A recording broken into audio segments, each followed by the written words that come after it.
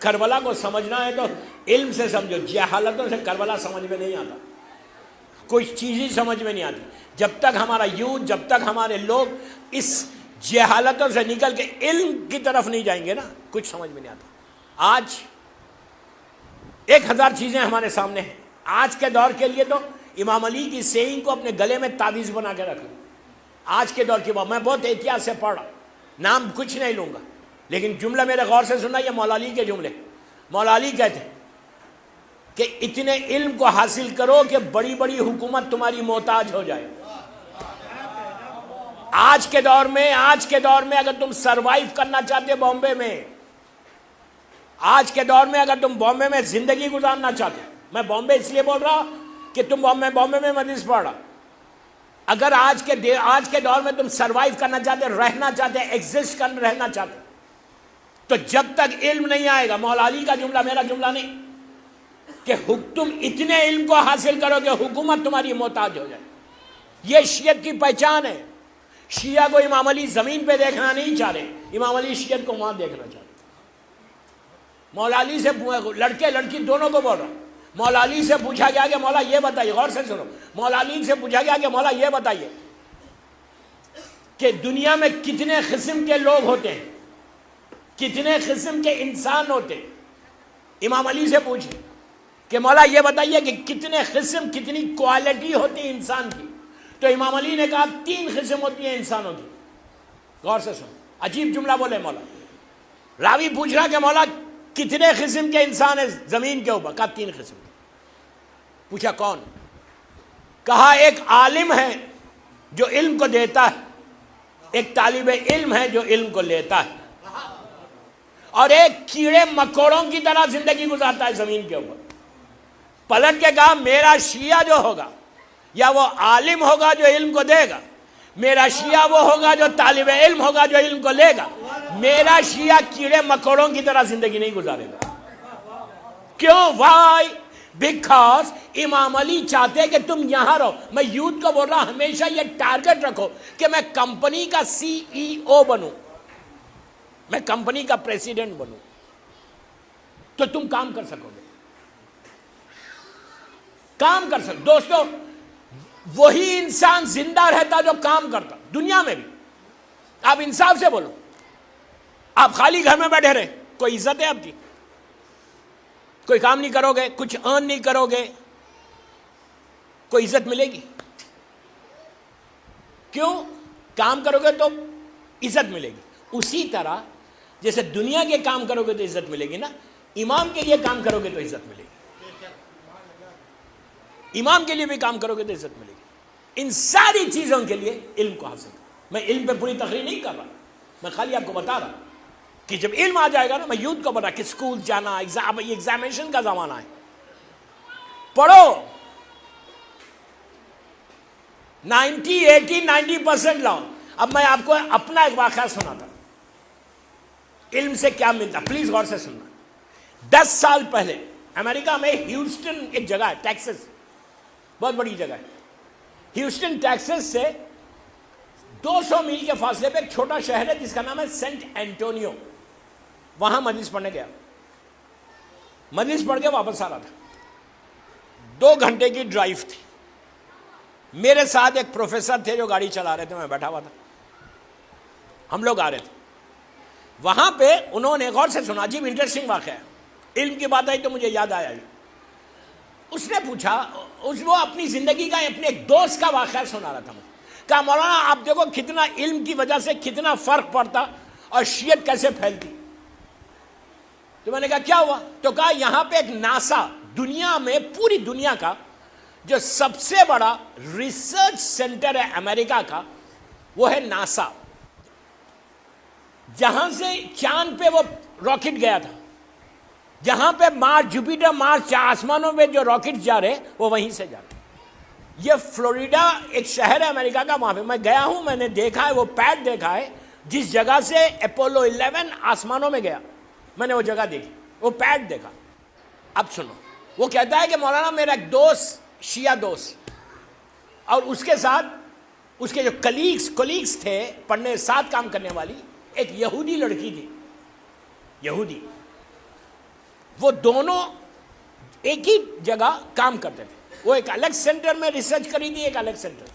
اس نے کہا کہ جب کافی بریک ہوا تو میں کافی پینے کے لیے آفس کا جو پریمیسز ہوتے اس میں کافی شاپ تھی, میں کافی پینے کے لیے ٹیبل پہ آیا تو وہ لڑکی, یہودی لڑکی بھی آئی, وہ بھی آ کے بیٹھ گئی. ہم لوگ باتیں کرنے لگے اور میرے ہاتھ میں ایک چھوٹی سی کتاب تھی. غور سے سنو, علم کیا ہے دیکھو, چھوٹی سی کتاب تھی. تو اس لڑکی نے پوچھا, اب میں کتاب پڑھا, اس نے پوچھا ڈو یو وانٹ کافی, تو اس نے کہا یس. اس نے کہا کہ okay I will bring it. یہ لڑکی اٹھی, یہودی لڑکی اٹھی, اپنے لیے اور اس کے لیے کافی لینے گئی. سامنے کاؤنٹر سے کافی لیا, کافی لا کے ٹیبل پہ رکھا. یہ جو شیعہ لڑکا تھا, ریسرچ اسکالر تھا, یہ چھوٹی سی بک ہے وہ پڑھ رہا تھا. تو اس نے کیجولی پوچھا اس لڑکی نے, یہودی لڑکی نے, کہ واٹ آر یو ریڈنگ, کیا پڑھ رہے تم؟ تو اس نے کہا ایک سپلیکیشن ہے, ایک دعا, سپلیکیشن ہے دعا, میں دعا پڑھ رہا. اس نے پوچھا کیا دعا پڑھ رہے, کون سی دعا پڑھ رہے؟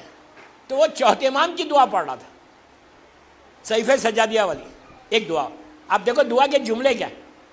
دعا میں وہ, اس نے پوچھا کیا, انہیں بڑی کیجول بات ہو رہی, بالکل نارمل بات ہو رہی. اس نے کہا کون سی دعا, اس کو معلوم ہی نہیں چوتھے امام کون ہے. اس کو یہ معلوم ہے کہ یہ مسلمان ہے, لیکن یہ نہیں معلوم کہ امام کون ہے, ان کا ہمارا فرقہ کیا ہے. اس نے پوچھا کہ کیا دعا پڑھ رہے, تو اس نے کہا کہ ہمارے امام نے ایک دعا بتائی, وہ دعا. اس نے کہا کیا ورڈز کیا ہے, الفاظ کیا ہے. تو اب سنو چوتھے امام کیا بولے.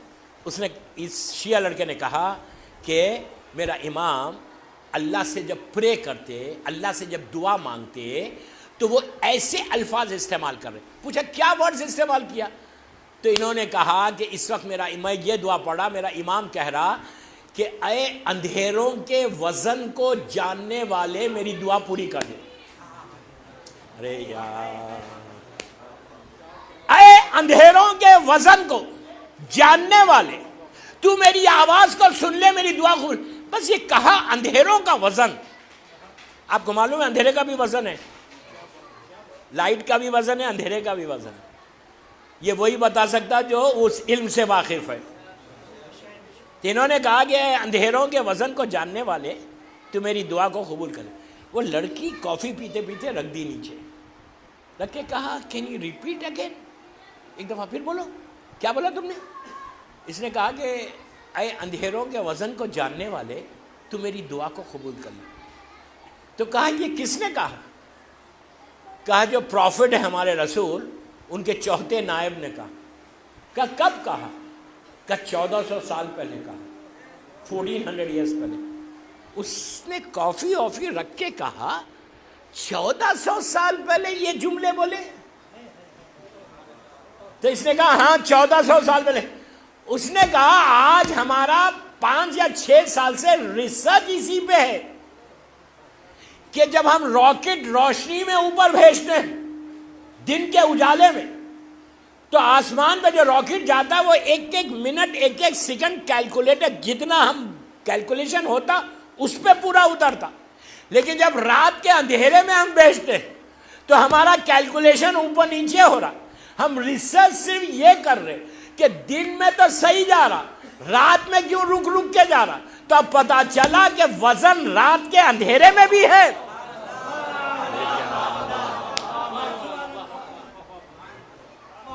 تو اس نے کہا یہ 1400 سال پہلے کا. He said yes, 1400 years. تو کہا آج ہمارا ریسرچ 1400 سال کے بعد ہو رہا, کسی نے 1400 سال پہلے اللہ سے کہا کہ تو اندھیرے کا وزن جاننے والا ہے. ان کو کیسے معلوم تھا کہ اندھیرے کا؟ اس نے پوچھا کیا یہ ریسرچ اسکالر تھے؟ کہا یہ نہیں تھے, ان کی زندگی پہ لوگ ریسرچ کر رہے ہیں. میں آپ سے پوچھتا, میرے یوتھ کو بول رہا, گوونڈی کے, یو جسٹ ٹیل می, آپ بولو مجھے کہ اگر یہ جاہل. اس کے بعد کیا ہوا, وہ لڑکی نے اسلام کو ریسرچ کیا, یہودی مذہب کی ریسرچ کیا, اسلام پہ ریسرچ کر کے وہ مسلمان ہوئی. پھر مسلمان ہوئے تو اس نے صحیفہ کاملہ دیا اور نہج البلاغہ اس کو دیا. یہ 2 امپورٹنٹ بکس اس کو دیے, کہا یہ پڑھو. جب پڑھنے کے بعد اس نہج البلاغہ میں امام علی کا ایک خطبہ ہے کہ جو دنیا کا کریشن کے اوپر, خلقت دنیا کے اوپر, تو اس نے کہا بابا یہ بولو, یہ جو بھی بتا رہا کیا یہی خالق ہے؟ میں ایک بات بولوں، جب اس نے کہا تو انہوں نے کہا نو، ہمارا عقیدہ کیا ہے؟ میں لیٹ می کلیئر، ہمارا عقیدہ امام علی بندہ ہے، وہ خالق ہے۔ علی بندہ ہے اور اللہ اللہ ہے، یہ بندہ بندہ ہے۔ کبھی اس عقیدے کو نہیں رکھنا۔ یہ مولا کو خوش کرنے کی بات نہیں ہے، مولا کو ناراض کرنے کی بات ہے۔ مولا علی بندہ ہے اور وہ خدا ہے۔ تو اس نے وہ یہودی لڑکی نے پوچھا کہ یہ تو ایسا بتا رہے جو کریشن پورا بتا رہے، کہا ان کے صدقے میں دنیا کو بنایا اللہ نے۔ تو اب میں آپ سے یہ، اس کے بعد وہ شیعہ ہو گئی۔ یہودی لڑکی کا شیعہ ہونا، مذہب حقہ کو ماننا، اگر جاہل رہتے تو بتا سکتے تھے؟ آپ بولو، جاہل رہتا یہ تو امام علی کی ولایت بتا سکتا تھا۔ اسی لیے میں ریکویسٹ کر رہا میرے یوتھ کو، آپ یہ مت سمجھو کہ میں گوونڈی میں صرف علم پہ بولتا ہوں، پوری دنیا میں بولتا ہوں، اس لیے کہ افسوس کرتا ہوں۔ میں چاہتا کہ ہر ہماری شیعہ کمیونٹی کا ہر لڑکا لڑکی آج سے سٹارٹ کرو، کم از کم 10 سال میں پورے صاحب اس لیے علم ہو جائیں گے، اس لیے کہ یہ ہماری میراث ہے، کسی اور کی میراث نہیں۔ ہم جاہلوں کے ماننے والے نہیں ہیں۔